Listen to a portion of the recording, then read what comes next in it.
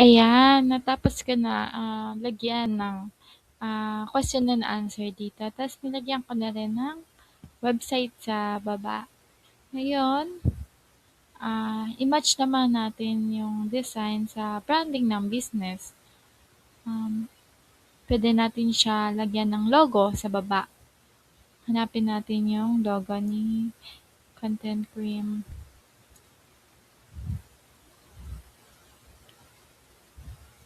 Ayan, try natin siya, lagay dito sa baba. Liitan lang natin. Ay. Puwede na 'yan, paliitin pa natin tapos puwede natin 'to lagay. Ayan. Ayan, para mas personalize siya.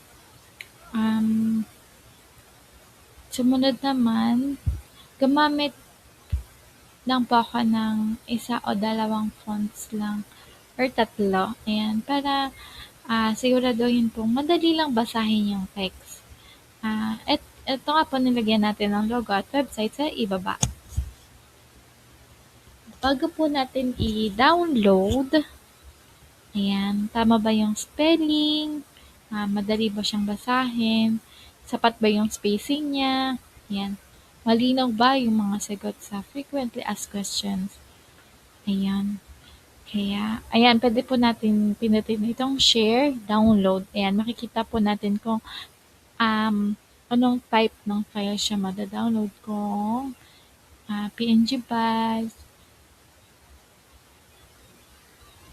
JPG, ayan, mamimili po tayo.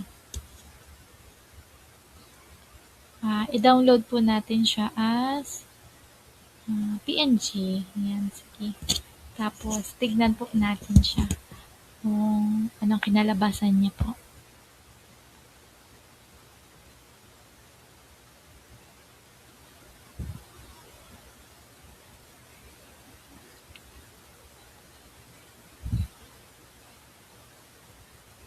Ayan. Ganito lang po kadali gumawa ng educational FAQ post sa Canva.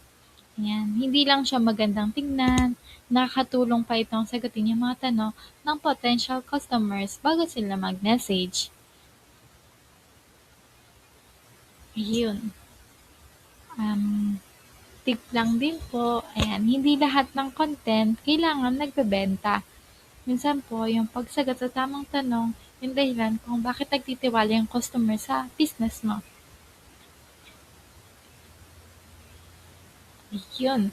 Sunod naman po ay ChatGPT na po tayo. Next ay ChatGPT.